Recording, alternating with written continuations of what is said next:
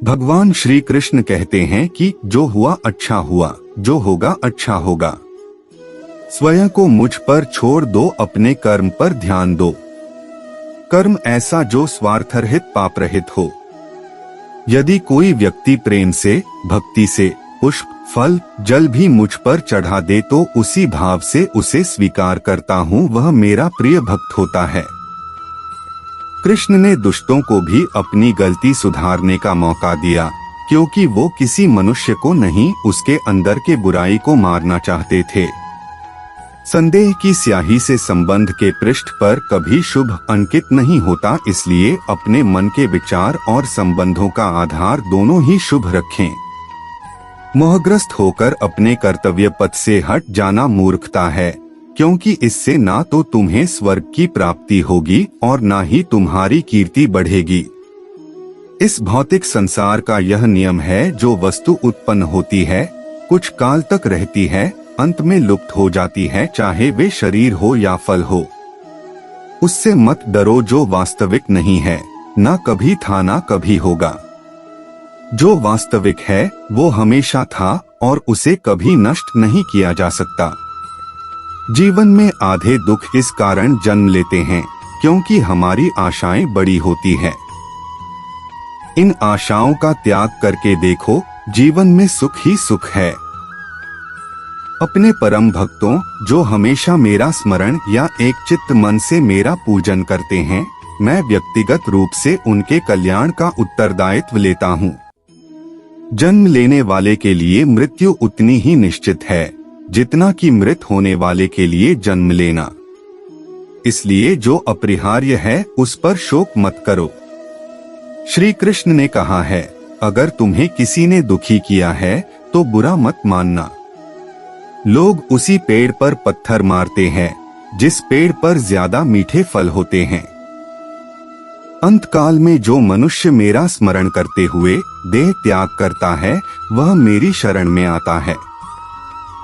इसलिए मनुष्य को चाहिए कि अंतकाल में मेरा चिंतन करें। यह सच बात है कि भूल करके इंसान कुछ सीखता है, परंतु इसका यह मतलब नहीं कि वह जीवन भर भूल करता रहे और कहे कि हम सीख रहे हैं। कृष्ण कहते हैं, इस जगत में मनुष्य भौतिक वस्तुओं का भोग कर सकता है। अगर वे चाहे तो सब कुछ छीन सकते हैं। मनुष्य कुछ भी नहीं कर सकता। स्वार्थ से रिश्ते बनाने की कितनी भी कोशिश करें, वो कभी नहीं बनते हैं। और प्रेम से बने रिश्तों को कितना भी तोड़ने की कोशिश करें, वो कभी नहीं टूटते। क्रोध से भ्रम पैदा होता है, भ्रम से बुद्धि व्यग्र होती है, जब बुद्धि व्यग्र होती है तब तर्क नष्ट हो जाता है। जब तर्क नष्ट होता है तब व्यक्ति का पतन हो जाता है। आत्मा न तो जन्म लेती है, न कभी मरती है, और न ही इसे कभी जलाया जा सकता है, न ही पानी से गीला किया जा सकता है। आत्मा अमर और अविनाशी है।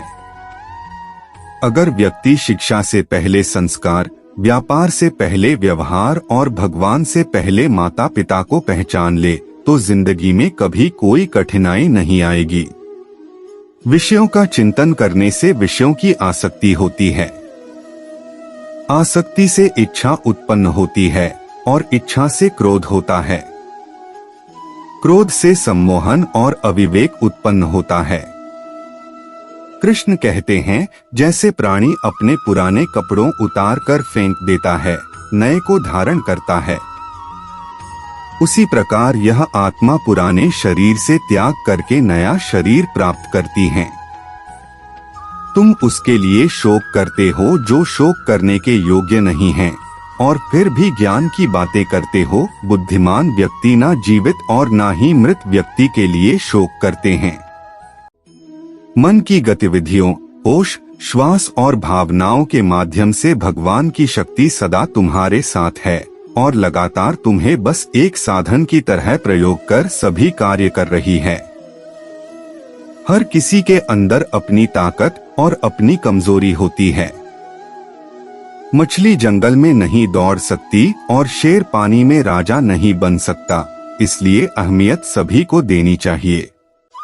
धर्म युद्ध में कोई भी व्यक्ति निष्पक्ष नहीं रह सकता है। धर्म युद्ध में जो व्यक्ति धर्म के साथ नहीं खड़ा है, इसका मतलब है वह अधर्म का साथ दे रहा है, वह अधर्म के साथ खड़ा है। अगर कोई मनुष्य हमारे साथ बुरा कर रहा है तो उसे करने दो, यह उसका कर्म है और समय उसके कर्म का फल उसे जरूर देगा। लेकिन हमें कभी भी किसी के साथ बुरा नहीं करना चाहिए, क्योंकि यही हमारा धर्म है। जीवन में समय चाहे जैसा भी हो, परिवार के साथ रहो। सुख हो तो बढ़ जाता है और दुख हो तो बट जाता है। जीवन में आधे दुख इस वजह से आते हैं क्योंकि हमने उनसे आशाएं रखी जिनसे हमें नहीं रखनी चाहिए थी। इस संसार में मूर्ख व्यक्ति, अधर्मी, अज्ञानी व नास्तिक प्रकृति का व्यक्ति मेरी शरण स्वीकार नहीं कर सकता। ज्ञानी व्यक्ति को कर्म के प्रतिफल की अपेक्षा कर रहे अज्ञानी व्यक्ति के दिमाग को अस्थिर नहीं करना चाहिए। अपने जीवन में कभी भी ना किसी को आनंद में वचन दे, ना क्रोध में उत्तर दे और ना ही दुख में कभी निर्णय ले। किसी और का काम पूर्णता से करने से कहीं अच्छा है कि अपना काम करें, भले ही उसे अपूर्णता से करना पड़े। मैं ही इस सृष्टि की रचना करता हूँ, मैं ही इसका पालन पोषण करता हूँ और मैं ही इस सृष्टि का विनाश करता हूँ। कृष्ण कहते हैं, जब जब संसार में धर्म की हानि होगी, अधर्म की विजय, तब तब मैं इस पृथ्वी पर अवतार लूंगा। अमीर बनने के लिए एक एक क्षण संग्रह करना पड़ता है, किंतु अमर बनने के लिए एक एक कण बांटना पड़ता है। जिंदगी में सब कुछ खत्म होना जैसा कुछ भी नहीं होता, हमेशा एक नई शुरुआत हमारा इंतजार कर रही होती है। हे अर्जुन, मैं भूत, वर्तमान और भविष्य के सभी प्राणियों को जानता हूँ, किंतु वास्तविकता में कोई मुझे नहीं जानता। लोग कहते हैं अपनों के आगे झुक जाना चाहिए, किंतु सच बात तो यह है, जो अपने होते हैं वह कभी झुकने नहीं देते। वह दिन मत दिखाना कान्हा कि हमें खुद पर गुरूर हो जाए, रखना अपने दिल में इस तरह की जीवन सफल हो जाए। वह जो सभी इच्छाएं त्याग देता है, मैं और मेरा की लालसा तथा भावना से मुक्त हो जाता है, उसे शांति प्राप्त होती है। हमेशा छोटी छोटी गलतियों से बचने की कोशिश किया करो, क्योंकि इंसान पहाड़ों से नहीं पत्थरों से ठोकर खाता है।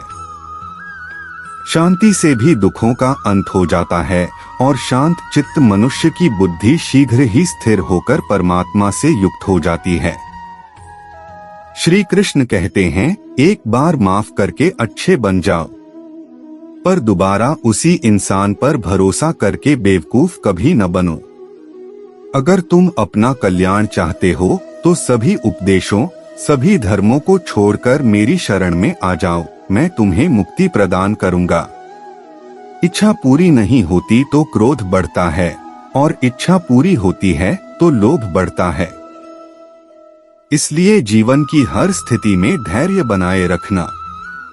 अपनी पीड़ा के लिए संसार को दोष मत दो, अपने मन को समझाओ, तुम्हारे मन का परिवर्तन ही तुम्हारे दुखों का अंत है।